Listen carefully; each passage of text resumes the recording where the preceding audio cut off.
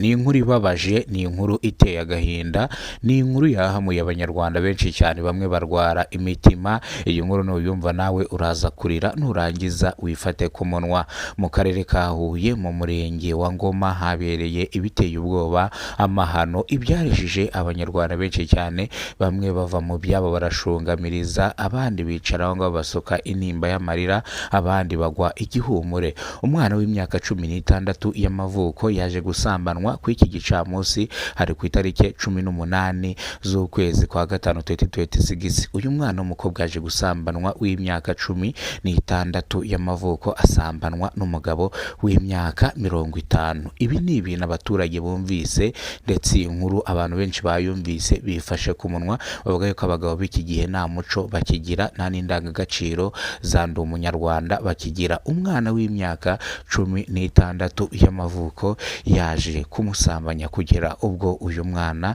yaje kuhaburira ubuzima. Amakuru abaturage batanze bavuga yuko umusaza w'imyaka 50 yari yanyweye ibinini byongera akanyabugabo, agasambanya uyu mwana paka ahasize ubuzima. Ese uyu mwana yishwe n'iki? Kubera iki uyu mwana yasambanyijwe akasiga ubuzima?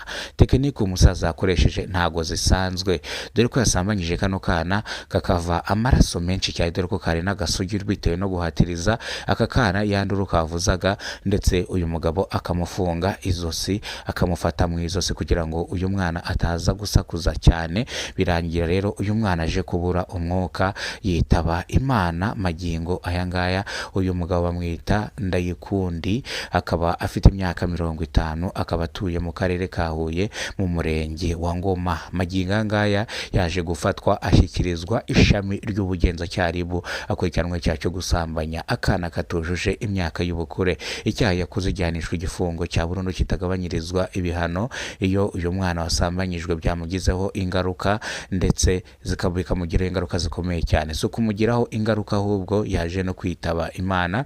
Abaturage bavuga yuko uyu mugabo yakwicwa bitewe n'icyaha yakoze cy'indengakamere cyo gusambanya umwana paka ahasize ubuzima. Abaturage bamusabira igifungo cy'urupfu. Uyu mwana rero yari yaje kubasura, ngira ngo mbabwire inkuru yose ko yagenze. Uyu mwana yari yaje kubasura. Uyu mwana yaje mu masaha ashyira saa 12 za mu gitondo. Umugore we yajyaga ku kazi saa 1. Nibwo rero umugabo yaje kubwira aka kana ati nikaze mu cyumba, dore ko uyu mugabo yari amaze igihe kinini cyane atanatera akabariro, abwira umugore abyanga. Ya ni amakuru abaturage batanze, abwira umugore abyanga, bituma rero uyu mugabo aka kana kaje, bituma agasambanya. Abaturage bavuga ko rero uyu mugabo ibingibi yakoze yari abigambiriye, kubera ko nimba yanyweye ikinini cyongera akanyabugabo kugira ngo iboro yiwe izamuke, dore ko no kuzamukaga byabaga bigoranye. Bivuze ngo ibintu yabikoze abishaka kugira ngo asambanye kano kana. Ni ibintu yakoze rero bitashimishije benshi, ni ibintu yakoze byababaje abaturage, bibabaza n'imiryango ya nyakwigendera, bari mu gahinda n'amarira. Umugore we yamusabiye igifungo cya burundu, avuga yuko nuko nta n'igihano cy'urupfu kibaho, bakabaye bamuhanisha igifungo cy'urupfu akicwa bitewe n'akana asambanyije, bikatuma kabura ubuzima bwako. Uyu mugore rero ari mu gahinda n'amarira. Uyu mugabo asize abana 2, agiye gufungwa igifungo cya burundu, bivuze ngo ntago azigera ava muri gereza. Asize abana 2 n'umugore, kandi asize n'imitungo ihagije, bivuze ngo uyu mugore nta kibazo afite, nta n'ikintu asaba ubuyobozi. Icyo asaba ubuyobozi ni ubutabera bwa kano kana kari kaje kubasura.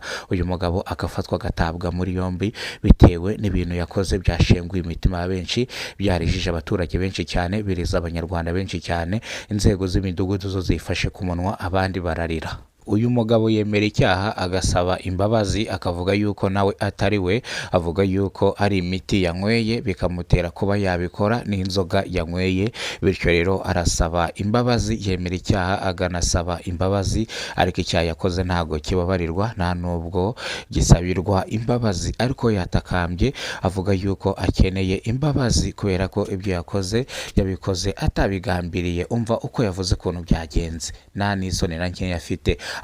avuga yuko yahamagaye kano kana kakaza mu cyumba cye akagasaba kumusasira. Agakana nako kari kambaye ukuntu kakururaga abagabo, ndetse uyu mugabo nawe ashiduka yafashwe, birangira rero amutikuye, birangira bitabashije kwihangana, aramupfuka umunwa, ndetse birangira yitabye Imana. Avuga yuko nawe atigeze agira uruhari mu gupfa k'uyu mwana, nawe byamutunguye, ahubwo icyaha yakoze cyo gusambanya umwana nicyo cyaha yakurikiranwa, kuko icyaha cy'urupfu rwe rwose avuga ko yabikoze atabigambiriye. N'amatakira ngo ubugenzacyaha RIB bwamushyize mu ishami ry'ubugenzacyaha RIB, harabura kumuburanisha kugira ngo bamuhamye icyaha, bamukatire igifungo cya burundu, dore ko n'abatangabuhamya bahari kugira ngo uyu mugabo afungwe atabwe muri yombi bitewe n'icyaha yakoze cy'indengakamere cyo gusambanya umwana paka ahashije ubuzima.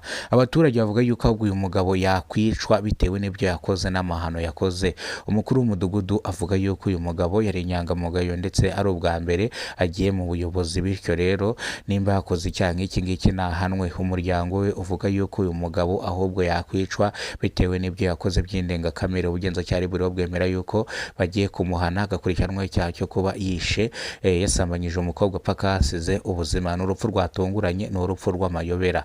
Reka nongere nguhereze ikaze nkubwira ngo amakuru yacu ni hano tuyasubikiye. Amakuru nakagaruka, niba bwo bwa mbere ugeze kubona umuyoboro, kora subscribe, ufungura inzogera, uzajya umenya byinshi dukora umunsi ku munsi.